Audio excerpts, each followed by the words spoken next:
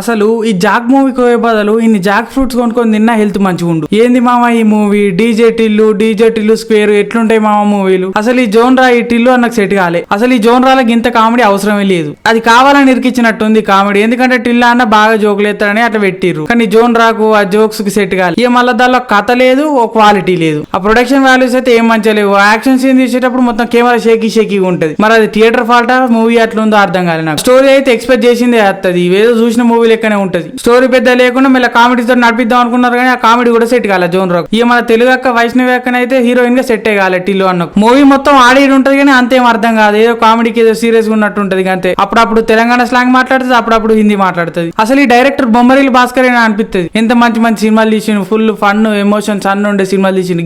గీ zone రాలో తీస్తే అంత set కాలే. ఇక మన టిల్లు అన్నకు ఫ్లాప్ పడ్డట్టే. దాదాపు దీనిలో ఒక 20% ఏఐ వీడియోలు యూజ్ చేసిర్రు. ఆ ఏఐ వీడియోలు యూజ్ చేస్తేనేమో క్వాలిటీ రాలే. కానీ ఒకటి పాజిటివ్ ఏంటిదంటే ఇంటర్వెల్ ఫైట్ ఉంటుంది మామ, హైలైట్ ఉంటుంది, స్లో మోషన్ లో జరుగుతుంది, బ్యాక్గ్రౌండ్ మ్యూజిక్ కూడా మస్తు ఉంటుంది. అప్పుడు అడొక్కనే బ్యాక్గ్రౌండ్ మ్యూజిక్ నచ్చింది మామ, మిగతా అంతా కూడా డోల్లనే. అది ఒక్క సీన్ ఇంటర్వెల్ లో మంచిగా స్లో మోషన్ లో బ్యాక్గ్రౌండ్ మ్యూజిక్ తోటి హైలైట్ అయింది. కానీ అంత వర్త్ అయితే కాదు మామ. ఈ మూవీకి నేను ఇచ్చే రేటింగ్ 2 నిమ్మకాయలు మామ. ఒకటి సిద్ధు అన్న పర్ఫార్మెన్స్ కి, ఇంకోటి ఆ ఇంటర్వెల్ ఫైట్ కి మామ. గంతే, ఏం లేదు సినిమా డొల్లా. ఈ సిద్ధు అన్న నెక్స్ట్ మూవీస్ అన్న మంచిగా తీసి మంచి కామెడీ రోల్స్ ఎంచుకొని ఎత్తే హైలైట్ సెట్ అవుతాడు. లేకపోతే మళ్ళీ ఫ్లాప్ పట్టదు అనుకో, దిగిపోతాడు మొత్తం.